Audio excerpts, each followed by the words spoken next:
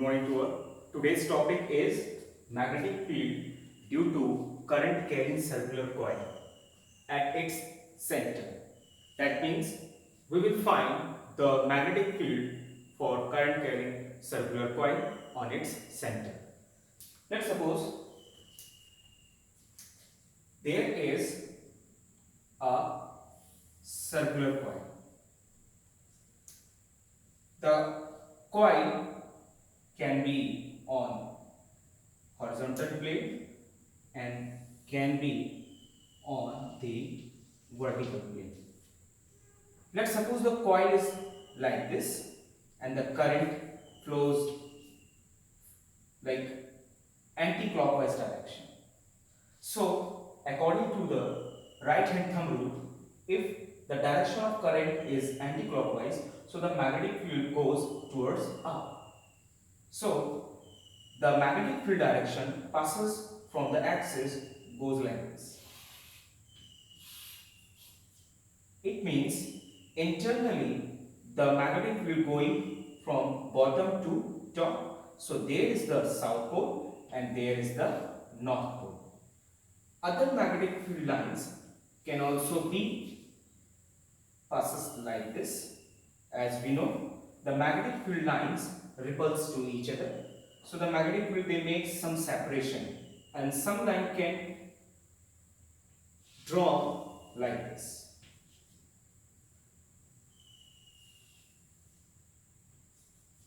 So this is the structure of magnetic field due to current carrying circular coil. Let's suppose the ring is vertically stacked. The dark line shows the front part, the front portion of the ring, and this dotted line shows the back portion of the ring. If the current is flowing, that means if this is the ring, the current comes like this. Okay, so if we are using our right hand thumb rule and the current comes like this, so the thumb shows magnetic field's direction internally. If this is the center, so the magnetic field passes like this.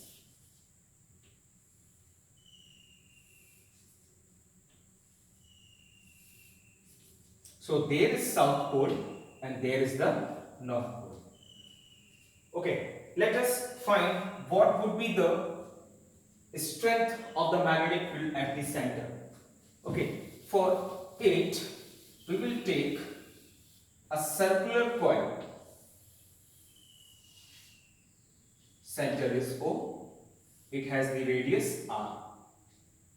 We can connect this coil with a battery, key and with resistor. This point is a small a and this point is called a small b. And on pressing the key, the current passes from positive to the negative, and this is called the flow of current. If the current is flowing like this, if I take this right hand to show the magnetic field, so the magnetic field goes inside to the board, so I can show dot here, either the cross should be yes, the magnetic field is going inside it, so there is the cross. If it comes out, so we have to show it there, the dot. Okay, let's suppose I am taking a small element over the circumference and I can give the name xy, and the length of the xy is the dl. So I will write here xy is equal to the dl. If I take two tangent lines over x and over y and I want to join these 2 points with the center, so center O, here these 2 points will create one angle called the theta.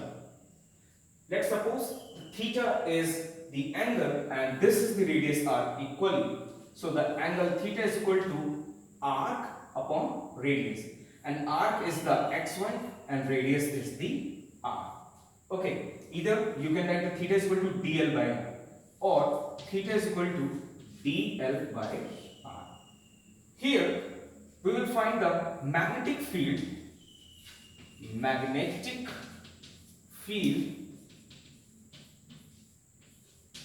to a small element xy.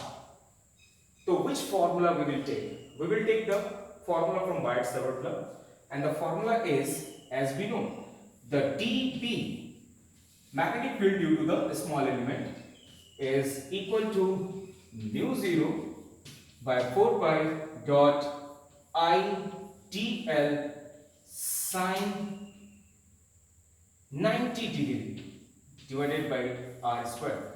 You will say, sir, you have taken the theta but you are writing the 90 degree, because the theta is here and the 90 degree is here. So that's why there is the 90 degree and here is the theta.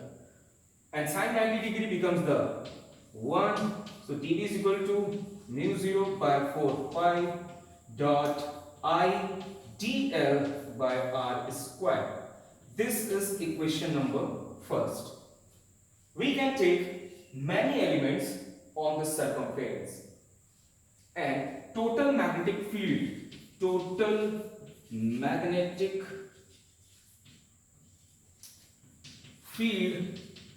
will be the summation of the magnetic field due to the all small elements. So I can write the B is equal to summation of dB, and the dB has this value, so I can write it here. So the B is equal to summation mu 0 by 4 pi dot I dl divided by r square.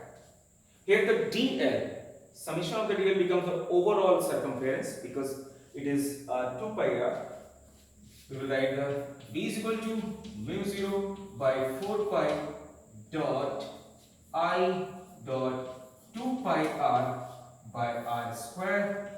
1 r will cancel and it becomes B is equal to mu 0 by 4 pi dot. We can do one thing, we can cut the 2 pi and the 4 pi. So if we do, so the 2 will left, so mu naught by 2 dot I by r. Okay, so I can write it in a different separate manner. So the B is equal to mu naught dot I by 2r. This is the formula of magnetic field. One thing more, here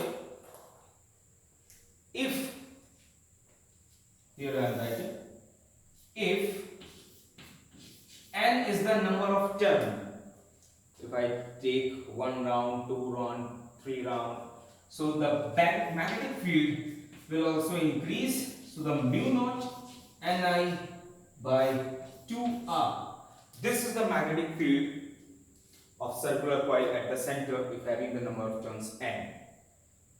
See, there is one equation is written dB is equal to mu naught 4 pi dot ideal by r square. I can convert this into another form. In which form? See here.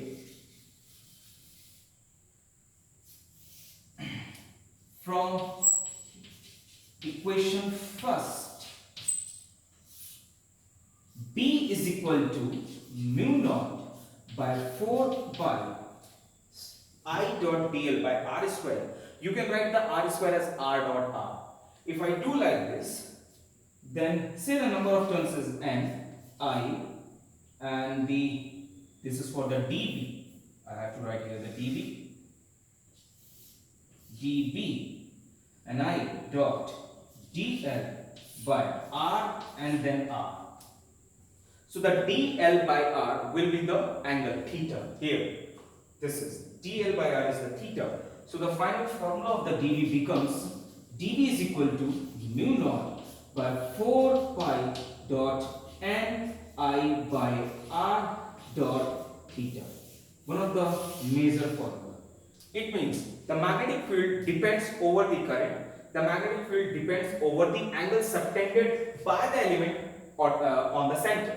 Right? So this is your one of the topic called the magnetic field at the center. Okay, now we have to move next the magnetic field on the axis of a circular current carrying coil. You can note it down.